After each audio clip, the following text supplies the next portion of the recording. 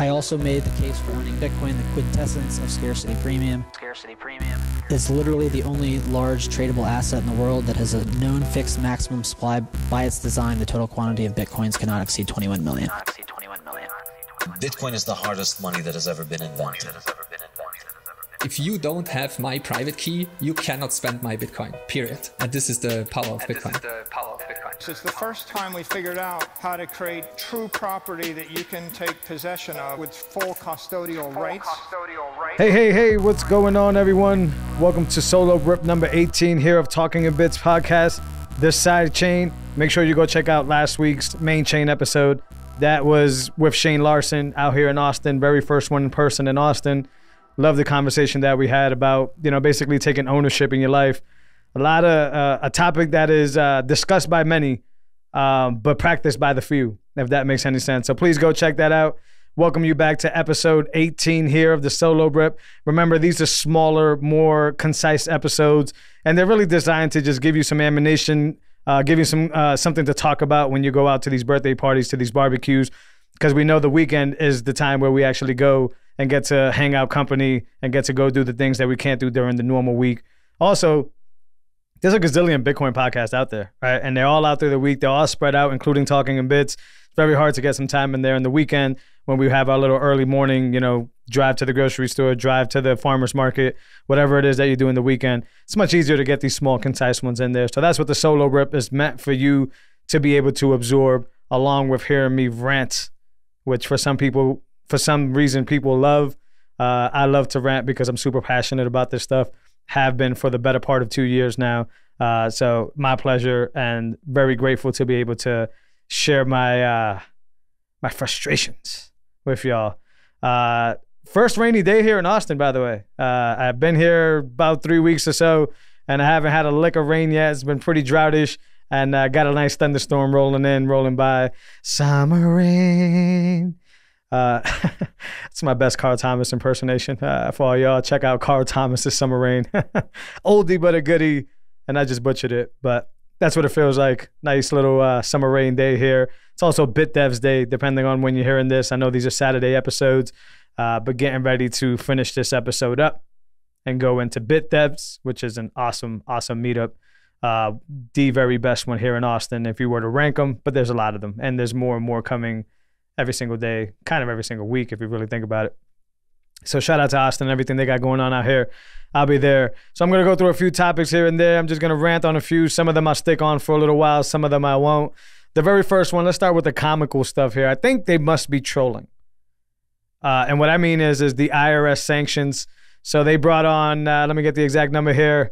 It's actually last week's info, but the pictures that are rolling out are actually extremely funny. So the IRS is hiring 87,000 enforcement agents, and the Fed is sanctioning privacy-preserving technology. What the hell is happening here with that statement? First of all, I thought we were in a recession. I thought we were having a hard time dealing with getting the average American to be able to stay so, but the Fed doesn't seem to be able to run out of money, which we all know as Bitcoiners. And if you're new to Bitcoin and you're listening to the podcast, well, you're going to hear this common trend here where they tell you that you're supposed to be broke, and they tell you that you're supposed to be having a hard life. Sometimes they don't even tell you that. Sometimes they just lie and fabricate it and say that it's all in your head, that you just need to work a little bit harder and blah, blah, blah, blah, blah. But basically, they go out and can send $4 billion to Ukraine on a weekly paycheck like if it was some type of job. And now they're hiring 87,000 enforcement agents. Ooh, watch out, y'all. The reason I say I think they're trolling us here, though, is because have you seen these pictures? Like, have you seen, like, seriously, I'm not, like, I don't like judging people. I don't like doing that type of thing. But these people are visually not qualified to be any type of enforcement agent. I mean, it doesn't even matter if it's just for the IRS. Doesn't matter if it's for the police. Doesn't matter if it's for the military. It doesn't even matter if it's for kindergarten class patrolling. I mean, these individuals that they show in these pictures that are holding guns up, that have these like, Fed jackets on. I don't know if they're flag jackets or just like street patrol jackets in a different color. I have no idea what they are, but it's laughable. And a part of me likes to say that, like, they're better than this. This must be a troll.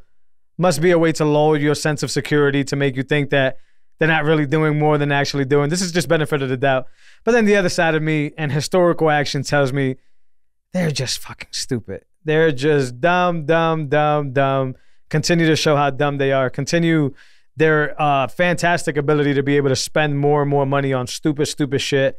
And for fighting or sanctioning privacy-preserving technology shows that they don't give a fuck about you and they don't give a fuck about your loved ones or anything that should be held deemed in privacy. We need to have privacy, y'all. That's a big piece of life. That's a big piece of, you know, community. That's a big piece of just the everyday living. If you don't have privacy for the things you want to secure the most, and this could be anything, right? This could be private information when it comes to data, private information when it comes to finances, private information when it comes to fetishes. I know all of y'all out there, some of you got fetishes, but you get the point. The point is that like you should have the ability, especially with technology. This is why we Bitcoin, and one of the reasons we Bitcoin, to be able to have privacy preserving technology. This is why we use Signal and different things like that to be able to not commit crime per se, but just be able to control who and when our information is being had access to, if that makes sense, or who is looking at our information. Because if we have no privacy, then we get down the rabbit hole of like what Eric Snowden showed us, which is like that pervert working for the NSA could be watching you through your Nest camera, could be watching you through your webcam camera, have a good time with your wife, right? And that's just crazy to even think about. The fact that I would pay for this technology, I would pay for these services, I would pay for my internet, I would pay for my house, which is privacy, and I would pay for all this, and some jack off, no pun intended, can literally sit there in some type of building and be able to exploit my privacy and be able to look into that. And then we ramp higher into that when it comes to like bank accounts, money, what I'm spending it on, who I'm leaving it to, and some other jack off somewhere else could basically have access to that, hack it, steal it from me, and take away my time, energy. The fact that the IRS is willing to print more money to get 87,000 non-eligible people here. Go check out the pictures for yourself if you think I'm judging y'all. I'm really not, but go check it out. The fact that y'all would think, they would think that this is a good enough reason to print it for a good enough cause, which is to stop us from having privacy-preserving technology. Not only is it a lost battle, because there will always be privacy-preserving technology. That's what the crypto punks have done. That's what we've done for such a long time. That's why Bitcoin even exists, is because you can never stop a decentralized network. So it's a losing battle. They're printing money. And from the cast that they hired, if you look at the pictures, they're pretty much virtue signaling, right? They're pretty much saying everybody's acceptable and everybody can do all that. And anybody can be anybody they want. No, everybody can't be anybody that they want. Because if one of these individuals come up to me, I wouldn't be able to take them serious. I would actually think that they're lying to me and they're trolling with me, to be quite frank with you. Similar to like last few years or whenever the whole George Floyd thing happening and people were saying that defund the police and all that, my argument was always, actually, you need to just train them better. They need to be more qualified. They need to be more fit, not only physically, but mentally, to be able to do their job. And this is just going down that same rabbit hole. These people are not fit mentally, nor are they fit physically to be able to do what it is that they are hired to be doing. Therefore, as a taxpayer, taxation and stuff, why am I funding this type of buffoonery happening over and over again? This is an absolute joke. Go check it out if y'all want. But I wanted to hit on that because I can't decide if they're trolling us and lulling us to sleep by basically like saying, no, there's actually real assassins back here. These are just what we're going to show you in the medium. Or if they're incompetent enough to be able to do this type of buffoonery bullshit. I can't tell yet. I'm leaning towards virtue signaling and they're just that incompetent. But as typical with the IRS and as typical with the Fed, you never want to be caught sleeping. That's just a situation there. So go check out those images if you really think that I'm exaggerating this, but I'm not. I wanted to bring up a really good conversation here that, you know, if you're new to Bitcoin, you may not understand why some people are so bullish like me. You may not understand why some companies are more bullish like me. You may just, you know, not want to have all your eggs in basket, whatever analogy you want to use here. But Miles Sutter, which I, for the life of me, can't remember his exact position. He's something big in Square. Let me actually try to grab that information here so I'm not just huge respects to Miles Sutter. No, actually, he doesn't have it here in his something with Cash App and Block and that whole. I think he leads Cash App's Bitcoin division. So Miles, if I'm butchering that, I apologize. You don't have it here in your description. Maybe you moved on to bigger and better things and I wasn't paying attention. But anyways, this post is what really sticks out to me. This is an older post, by the way. This is actually something he posted last September 2021.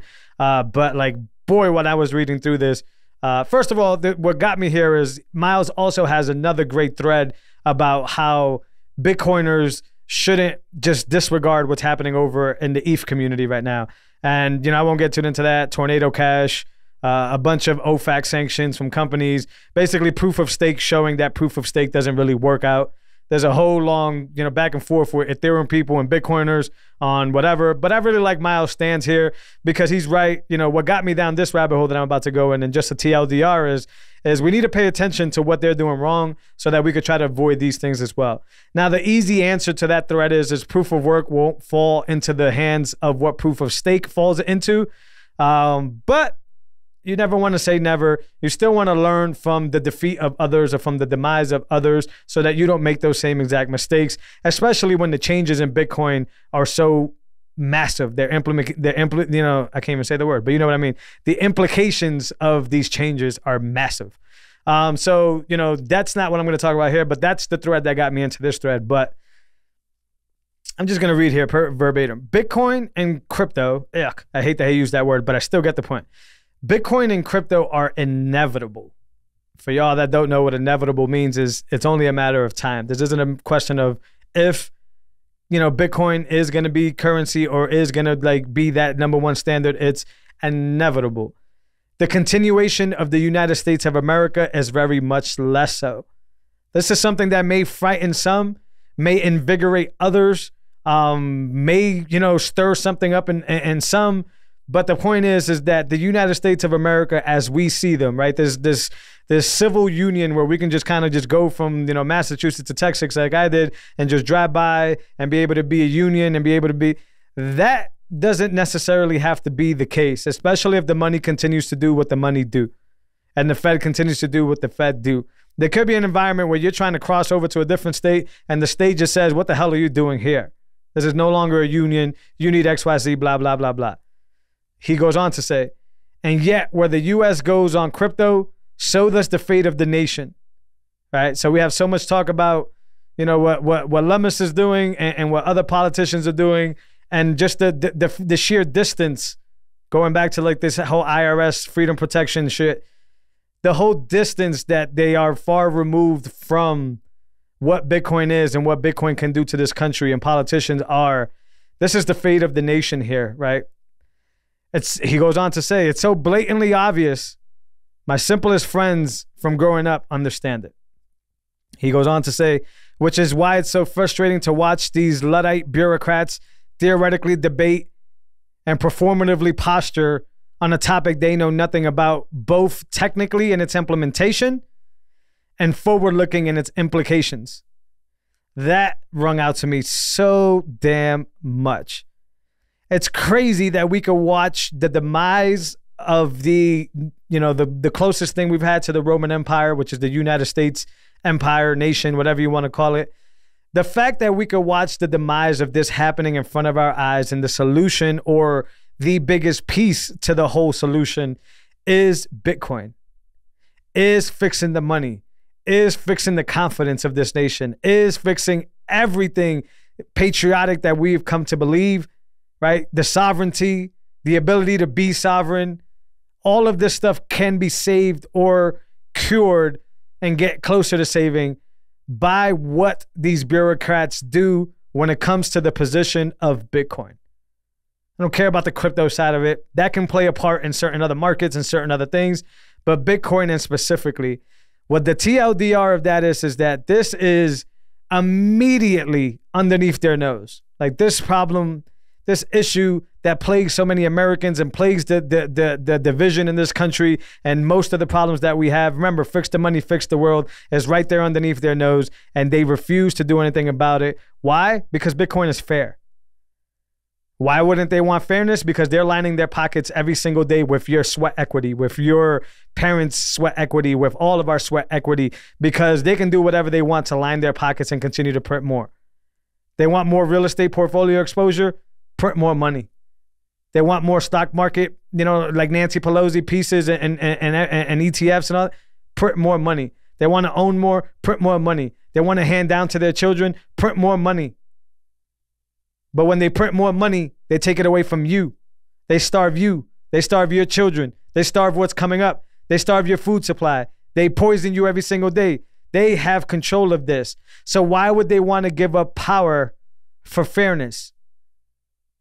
This is why we got to get them the fuck out of here and why we got to move them the fuck out of the paint, because the demise is right here in front of us.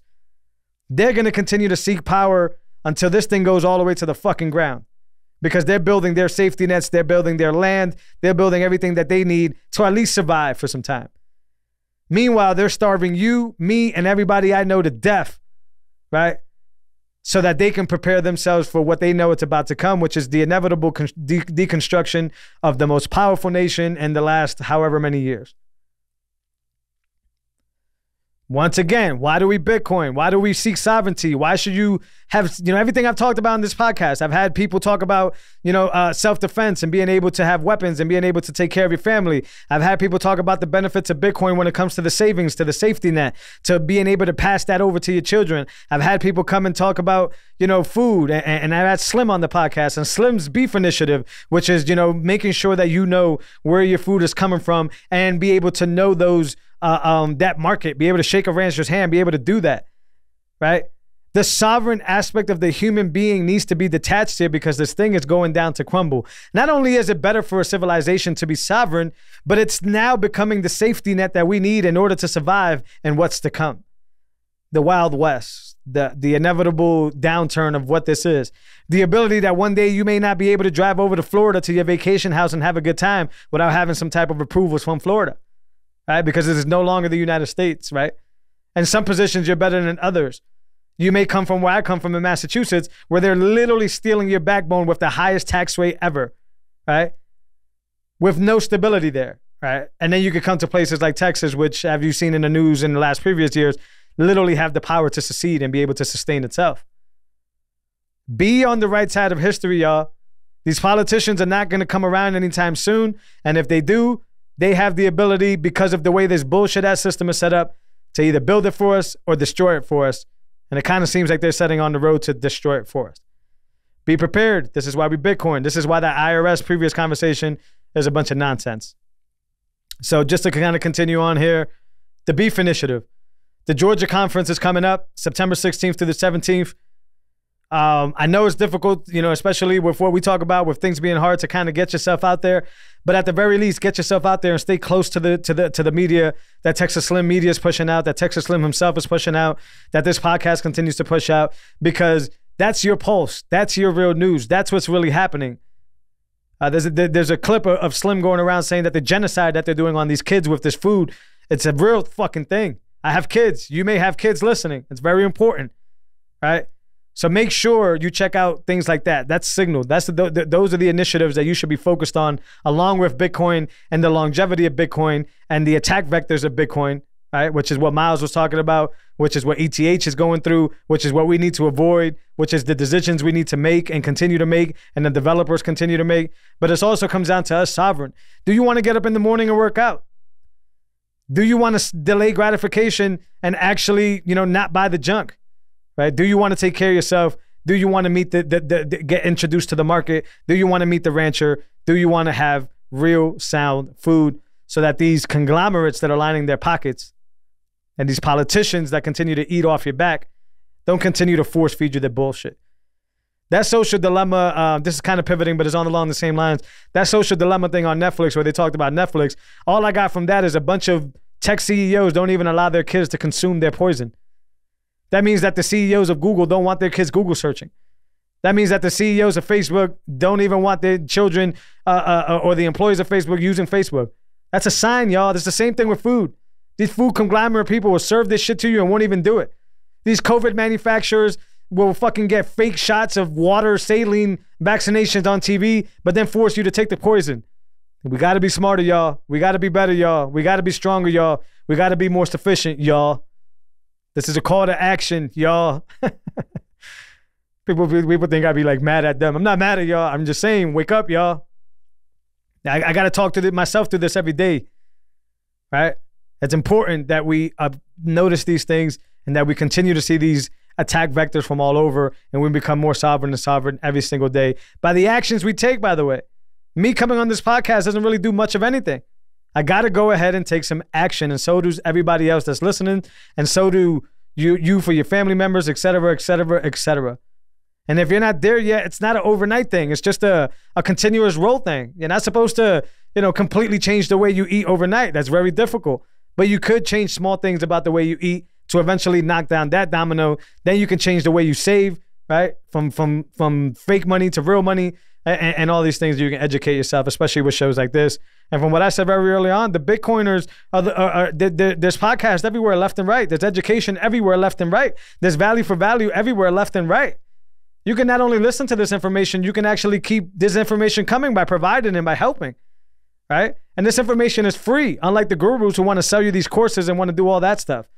This is the equivalent of like the 90s where you jump onto a really dope forum that has a bunch of free information, and then you're not being cucked by the guru dude that's telling you that forum information he's selling you for a few $1,000s. This is the same exact thing. You don't have to pay anything to listen to Talking to Bits, but you can get something that'll change your life and therefore change the life of your family.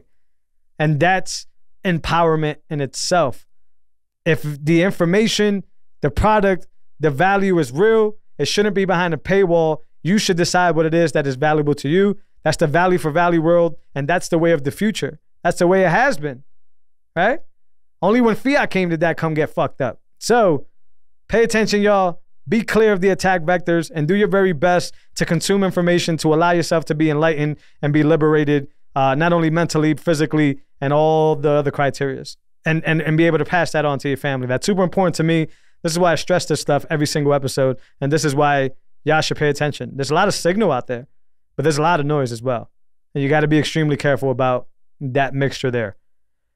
I want to briefly talk about companies getting hacked again, but my last point after that is actually going to tie better into what I just finished saying. So, there's a lot of hacks going on again. We saw them earlier last year, a lot of, email clients getting hacked for, crypto companies and Bitcoin companies and all that stuff.